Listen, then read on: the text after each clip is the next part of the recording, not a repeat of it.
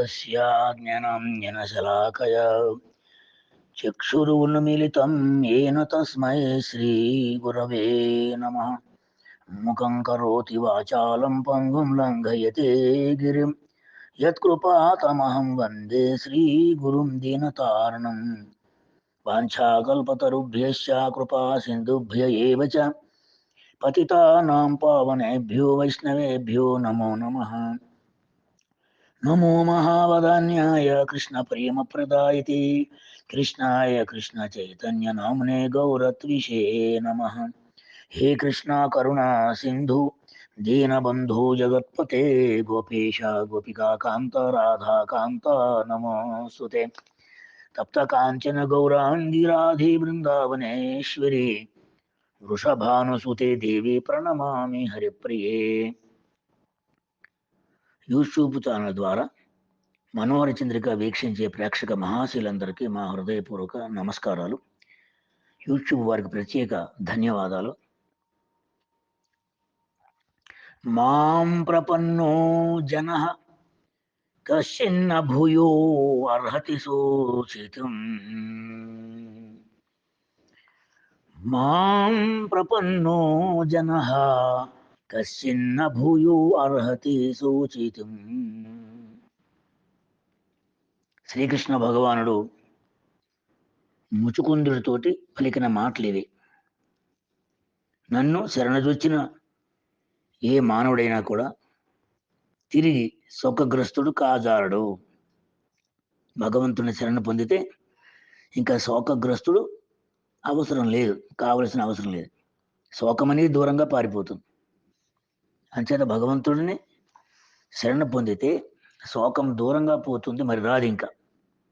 అందువలన భగవంతుడు శ్రీకృష్ణుడు ఒక్కడనే మనం ఎందుకు శరణ పొందాలి అంటే, ముచుకుందుడికి దేవతలందరూ కూడా ఏమని చెప్పారు, ఈ ముచుకుందుడు వాళ్ళకి ఎంతో ఉపకారం చేశాడు. అందుకని వాళ్ళు అంటున్నారు, వరం వృణీష్వ భద్రం తేరుతే కైవల్యమజ్జన ఏక ఏవేశ్వరస్తస్య భగవాన్ విష్ణురవ్యయ. ఓ ముచుకుందా, ఓ రాజా, నీకు శుభం కలుగుగాక. నీవు నేడు ముక్తి తప్ప ఇతర వరములను దేనైనా కోరుకో. ఎందుకని మాలో అవ్యయుడైనటువంటి విష్ణు భగవానుడు ఒక్కడే ముక్తినిచ్చుటకు సమర్థుడు. మేమెవరం కూడా నీకు ముక్తినివ్వలేము, మిగతావన్నీ మేము ఇవ్వగలం. ఇది శాస్త్రం యొక్క రహస్యం. కాబట్టి భగవంతుడు ఆ ముకుందుడిని ఒక్కడనే ఎవరైనా సరే శరణ పొందితే మనకి భగవంతుడు ఒక్కడే ముక్తినివ్వగలుగుతాడు, పునర్జన్మ లేకుండా చేయగలుగుతాడు, తన యొక్క నిత్యధామంలో మనకు ఆయన యొక్క సేవను ప్రసాదించగలుగుతాడు. కాబట్టి నన్ను శరణు వచ్చినటువంటి ఏ మానవుడైనా తిరిగి శోకగ్రస్తుడు జాలడు. ప్రపంచంలో ఉన్నటువంటి స్త్రీలు కానివ్వండి, పురుషులు కానివ్వండి, అందరూ మాయామోహితులై సుఖము పొందవలనేటువంటి ఉద్దేశ్యంతో వాళ్ళు దుఃఖజనకమైనటువంటి కార్యములను చేస్తున్నారు. సుఖం కొరకు ప్రయత్నిస్తున్నాం, కానీ మనకి దుఃఖం ఎదురవుతుంది. ఈ విషయాన్ని వాళ్ళు తెలుసుకోలేకపోతున్నారు మాయా మోహనం చేత. మానవుడు ఈ కర్మభూమి యందు, మన భారతదేశం, మన యొక్క భూమండలం కర్మభూమి. ఇక్కడ అదృష్టం వలన అతి దుర్లభమైనటువంటి మానవ దేహాన్ని పొంది కూడా భగవత్ పాదపద్మాల్ని సేవించడం లేదు. ఈ మానవులు పూర్వ జన్మల విషయసుఖ వాసన అనేటువంటి అంధకూపంలో పడి, సంసారం అనేది ఒక్క జన్మలో వచ్చింది కాదు, అనేక జన్మల్లో మనం సంపాదించుకున్నటువంటి సుఖ వాసనలు అనేటువంటి కోరికలు అనే అంధకూపంలో పడి భగవంతుడిని మర్చిపోయాము.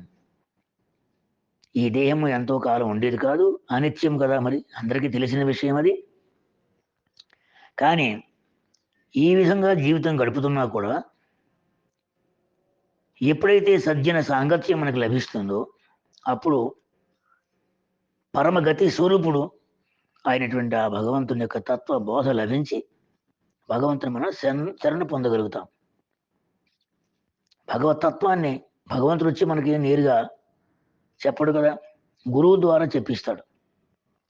కాబట్టి సజ్జన సాంగత్య ఫలితంగా పరమగతి స్వరూపుడు ఆయనే, అందరికీ ఆశ్రయుడు ఆయనే, ఆయనే బంధువు అందరికీ అనే భగవత్ తత్వ బోధ గురువు ద్వారా మనం పొందినప్పుడు భగవంతునికి మనం శరణ పొందేటువంటి భాగ్యానికి నోచుకుంటాం. భగవత్ తత్వజ్ఞానం లేనిదే ఈ బద్ధజీవుడు ఎప్పుడు భగవంతుని శరణ పొందలేడు. అప్పుడు శీఘ్రంగా శరణ పొందినటువంటి ఫలితంగా బంధ విముక్తి జరుగుతుంది. భగవద్గీతలో శ్రీకృష్ణుడు చరమ ఉపదేశంలో కూడా ఇదే చెప్పాడు. మామేకం శరణం వ్రజ, నన్ను ఒకటి నువ్వు శరణ పొందు, నేనే ఈ కర్మ తూకుడి ఉన్న సంసారాన్ని నుంచి నేను ఉద్ధరిస్తాను, ఇంకెవరు ఉద్ధరించలేరు అని కృష్ణుడు కూడా మనకి భగవద్గీతలో చెప్పడం జరిగింది.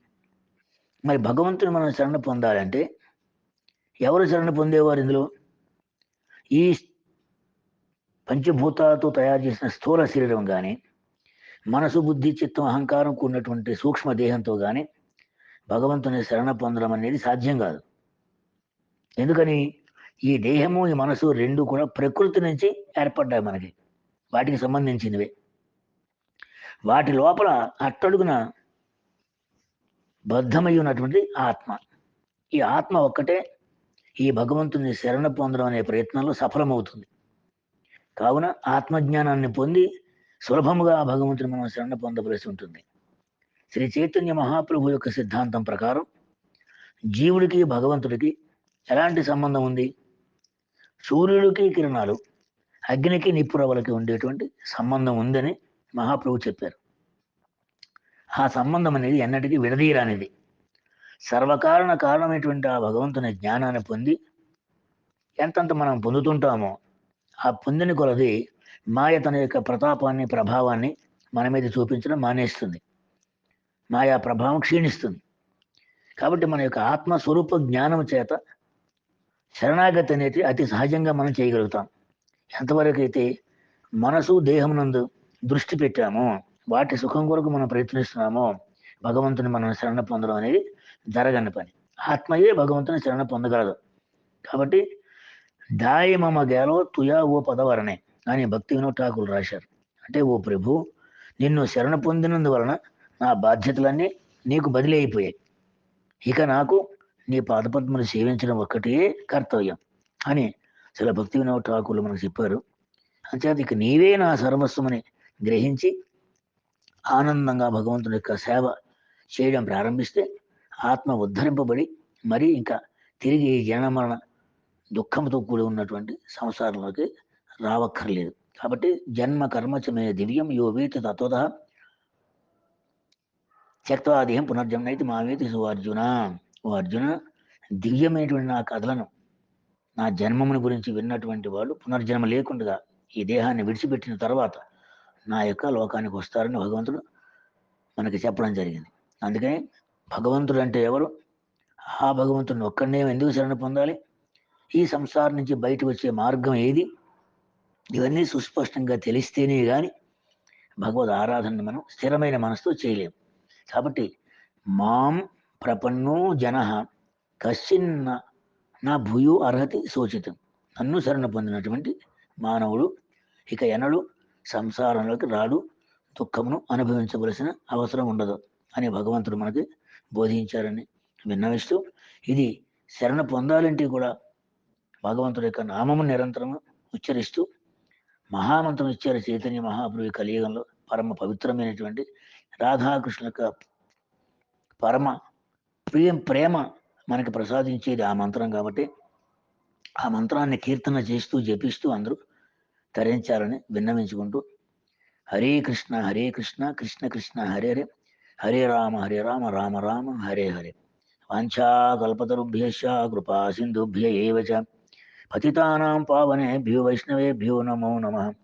హరే కృష్ణ కృష్ణ కృష్ణ హరే హరే, హరే రామ రామ రామ హరే హరే.